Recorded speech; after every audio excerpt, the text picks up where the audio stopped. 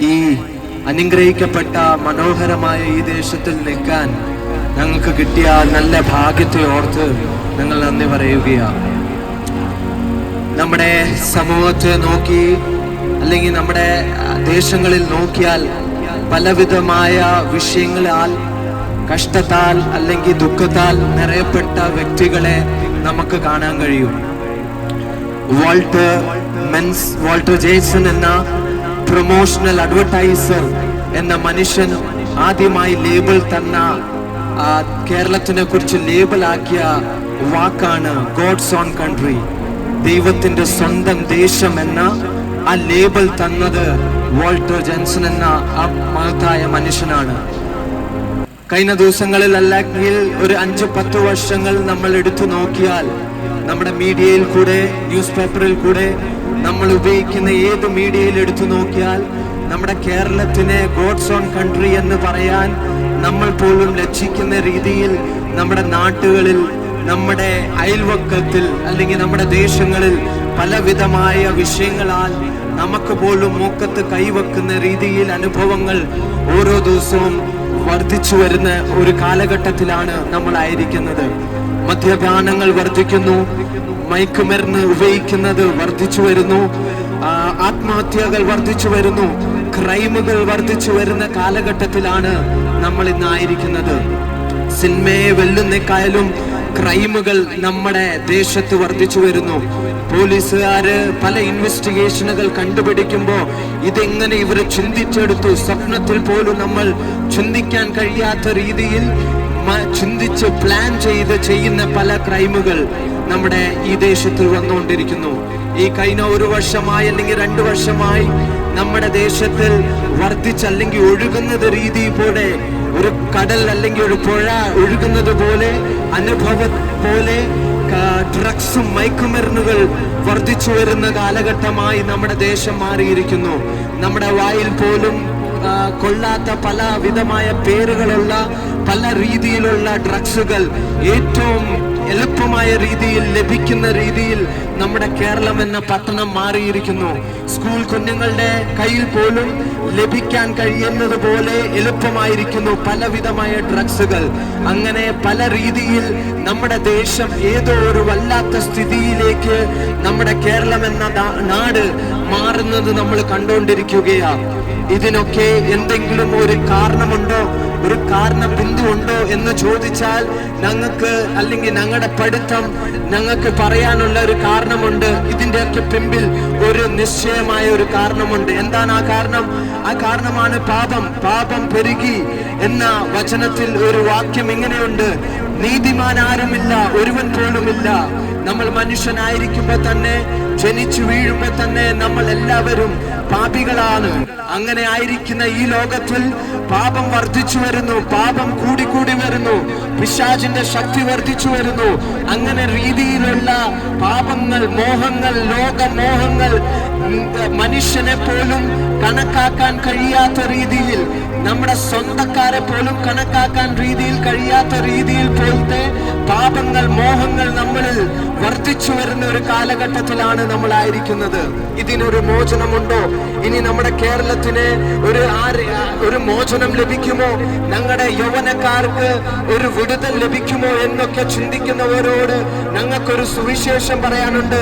ഇതിൽ നിന്നൊക്കെ ഒരു മോചനം ലഭിക്കാൻ കഴിയും. അത് സാധ്യമാണ്. എങ്ങനെയാണ് അത് സാധ്യമായിരിക്കുന്നത്? ഞങ്ങൾക്ക് പറയാൻ ഒരു നാമമുണ്ട്, ഞങ്ങൾക്ക് ഉയർത്താൻ ഒരു നാമമുണ്ട്. എല്ലാ മുഴങ്കാലും മടങ്ങുന്ന നാമം, എല്ലാ നാമങ്ങളും മടങ്ങുന്ന നാമം, ഭൂതങ്ങളും രോഗികളും സൗഖ്യമാകുന്ന ഒരു നാമമുണ്ട്. ആ നാമമാണ് യേശു എന്ന നാമം. യേശു എന്ന നാമം എന്ന് പറയുമ്പോൾ നിങ്ങളുടെ മനസ്സിൽ ഓടി വരുന്ന ചിന്ത ഇതായിരിക്കും: അതൊരു മതമല്ലേ? അല്ല സാറേ, അല്ല, അതൊരു മതമല്ല, അത് മതമല്ല. ക്രിസ്ത്യാനികളുടെ ദൈവമല്ല യേശു. യേശു ക്രിസ്തു ഈ ഭൂമിയിൽ വന്നപ്പോ ക്രിസ്ത്യാനികൾക്ക് വേണ്ടി ജീവിച്ച ഒരു വ്യക്തിയല്ല. യേശു കർത്താവിന്റെ മുമ്പിൽ വന്ന ഓരോ വ്യക്തികളെ മതം നോക്കാതെ, നിറം കൊടുക്കാതെ താൻ ചേർത്ത് വെച്ച് അവരുടെ ആവശ്യങ്ങളെ തീർത്തു കൊടുത്ത ഒരു യേശുവിനെ കുറിച്ചാണ് ഇന്ന് ഞങ്ങൾ പ്രസംഗിക്കുന്നത്. ഇന്ന് ഞങ്ങൾ നിങ്ങളുടെ മുമ്പിൽ തരാൻ ആഗ്രഹിക്കുന്നത് അതൊരു മതത്തിന്റെ ദൈവമല്ല, അതൊരു കേവലം ക്രിസ്ത്യാനികളുടെ ദൈവമല്ല. എന്തുകൊണ്ടാണ് യേശു ഭൂമിയിൽ വന്നത്? അത് വേഗത്തിൽ നിങ്ങളോട് പറയാൻ ഞാൻ ആഗ്രഹിക്കുകയാ. യേശു കർത്താവ് ഭൂമി വന്നത് ഒരു പർപ്പസിനായിരുന്നു, ഒരു പ്ലാനിനായിരുന്നു.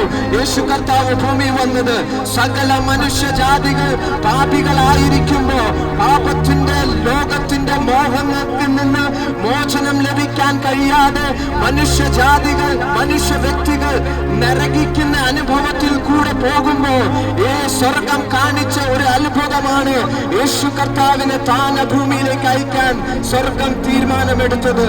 ഒരു പാപം ചെയ്യാത്തവനായി ഈ ഭൂമിയിൽ വന്ന, പാപം ചെയ്യാതെ ഈ ഭൂമിയിൽ ജീവിച്ച് 33 വർഷം തന്റെ ജീവിതം ഈ ഭൂമിയിൽ നയിച്ച യേശു കർത്താവ് സകലവരുടെയും പാപത്തിനു വേണ്ടി തന്റെ ചുമടിൽ എല്ലാ വ്യക്തികളുടെ പാപത്തെ വഹിച്ചുകൊണ്ട് ക്രൂശിൽ മരിക്കാൻ തക്കവണ്ണം ഇടയായി തീർന്നു. ഇനി മറ്റൊരു സുവിശേഷം ഞങ്ങൾ നിങ്ങളോട് സ്നേഹത്തോടെ പറയട്ടെ. യേശു കർത്താവിൽ വിശ്വസിക്കുന്ന ഏവനും രക്ഷയുണ്ട്. നിങ്ങളുടെ പാപത്തിന്റെ പരിഹാരത്തിന് വേണ്ടി യേശു കർത്താവ് ഭൂമിയിൽ വന്ന് ക്രൂശിൽ മരിച്ചെങ്കിൽ നിങ്ങളായിരിക്കുന്ന ഇടങ്ങളിൽ, നിങ്ങളായിരിക്കുന്ന സ്ഥലത്ത് ഒന്ന് മനസ്സ് തുറന്ന് പറഞ്ഞാൽ യേശു കർത്താവ് എനിക്കും കൂടെ, എന്റെ പാപത്തിനും കൂടെ ഈ ഭൂമിയിൽ വന്നു, അവൻ മരിച്ചു എന്ന് വായ്കൊണ്ട് നിങ്ങൾ പറയാൻ കഴിഞ്ഞാൽ നിങ്ങൾക്കും ഈ രക്ഷ ഇന്ന് ലഭിക്കും. ഇത് സൗജന്യമാണ്. നിങ്ങൾക്കൊന്നും ചെയ്യേണ്ട ആവശ്യമില്ല, പണം കൊടുക്കേണ്ട ആവശ്യമില്ല, ദീർഘയാത്ര ചെയ്യേണ്ട ആവശ്യമില്ല, ഒന്നും നിങ്ങൾക്ക് ചെയ്യേണ്ട.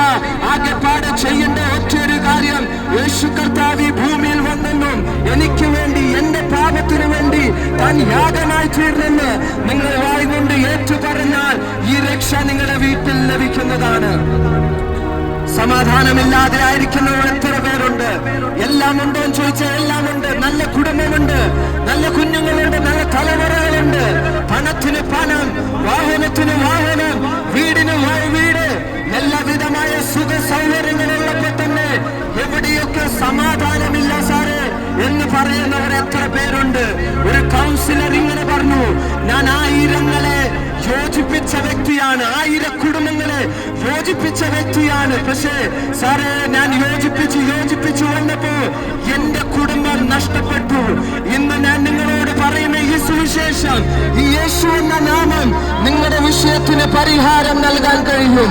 ഏത് വിഷയത്തിൽ കൂടെ നിങ്ങൾ കടന്നുപോയാലും, ആരോടും പറയാതെ നിങ്ങൾ ഇരിക്കുന്ന വിഷയമാണെങ്കിലും, ഞാൻ ഒരു കാര്യം പറയട്ടെ, യേശുവിനോട് നിങ്ങൾ വിളിച്ചു പറഞ്ഞാൽ അവൻ നിങ്ങളുടെ മുമ്പിലായി ഇറങ്ങി വരും.